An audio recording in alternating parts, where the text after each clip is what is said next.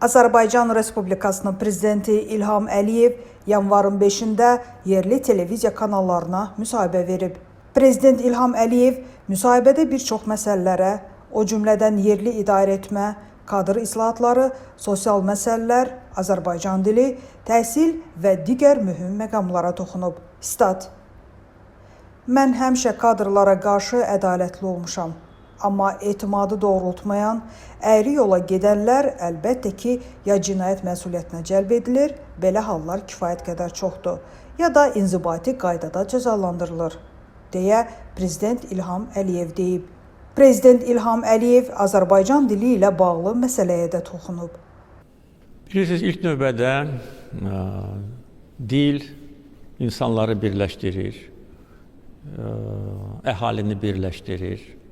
Dil dövlətçiliyin əsas atributlarından biridir, bəlkə də birincisidir. Təbii ki, bayraqla, herblə, himnlə birlikdə. Xalqımızın taleyini hamımız yaxşı bilirik, ağır taleydir. Əsrlər boyu müstəqillik eşqi ilə yaşamış xalqıq. Əsrlər boyu müstəmləkəçilik şəraitində yaşamış xalqıq. Bunun adları fərqli ola bilər, amma mahiyyət etibarı ilə bu müstəmləkəçilikdir. İstər qədim dövrlərdə, istər Rusiya imperiyası dövründə, Fars imperiyası dövründə, Sovet İttifaqı dövründə bu müstəmləkəçilikdən başqa bir şey deyildi. Müstəqillik tariximizdə zəngindir, olub, dövlətçilik əsasları olub, fəxr edirik o dövlətlərlə. Amma başqa imperiyaların, ölkələrin tərkibində yaşadığımız üçün istər-istəməz xalqımızın psixologiyasına da müəyyən təsir buraxıb. Və bu psixologiyanın fəsadları bugün də var. Azalır, amma var. Nə qədər az olsa o qədər də yaxşıdır. Yəqin ki, nəsillərin dəyişməsi ilə bağlıdır, başqa amillərlə bağlıdır. Ancaq dil o amildir ki, milləti millət eləyən dildir. Prezident İlham Əliyevin səsləndirdiyi fikirlərlə bağlı Cəbhə TV-yə danışan Milli Dirçəliş Hərəkat Partiyasının sədri, istiqlalçı deputat Fərəc Quliyev deyib ki, Prezident müsahibəsində çox vacib məsələlərə toxunub.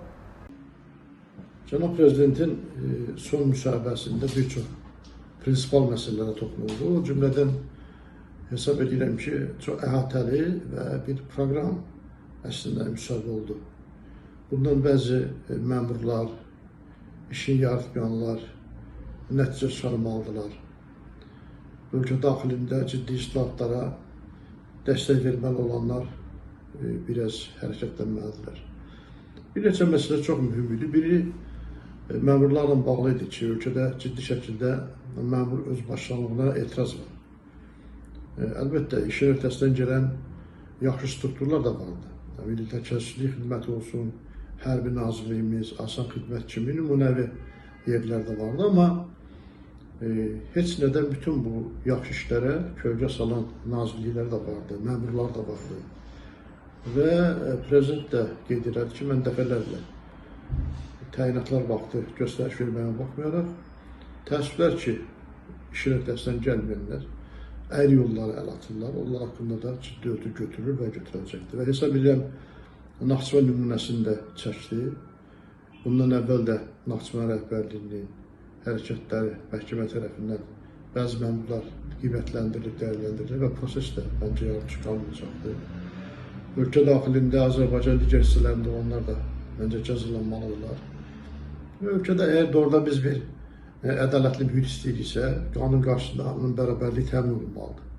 İşində bacarmayanlar təbii ki, kənarlaşmalıdır. Ölkə prezidenti çox açıq şəkildə təhsillə bağlı, kadrla bağlı danışanda bizim kifayət qədər kənarda təhsil alıb gələn məzunlarımız da vardı.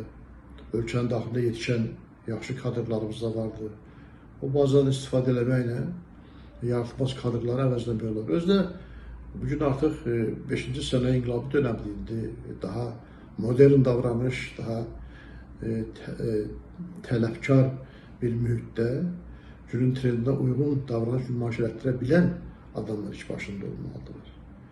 İkinci bir məsələ dillə bağlı idi. Dillə bağlı prezidentin söylədiklərini birmənalı şəkildə dəstəkləyirəm. Çünki dil təkcə ünsiyyət vasitəsi deyil. O mədəniyyətimizin, dövlətçiliyimizin, kimliyimizin əsasında duran bir amil deyil. Belə də qeyd elədi əslində ölkə başçısı.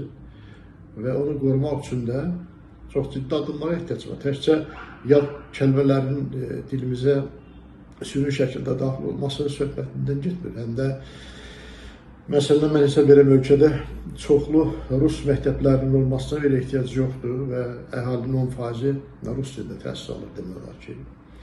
300-ə qədər rus dilli məktəblər var da, əgər ruslar burada təhsil almaq istəyirlərsə, özəl məktəblər aça bilərlər.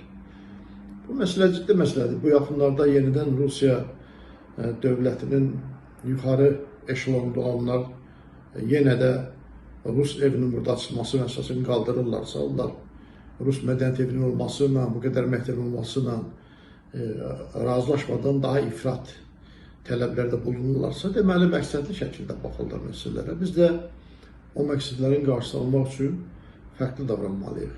Hesab edirəm, bu dil məsələsi ilə bağlı olaraq bir konseptual yanaşma lazımdır, yeni bir doktrin lazımdır. Hətta mən hesab edirəm ki, dilimizin türk dili olmasını konstitusiyada belə təsdiq eləmək lazımdır. Başqa ciddi məsələlərdə toxunuldu və mən zaman-zaman bu məsələlərdə münasibət bildirəcəm.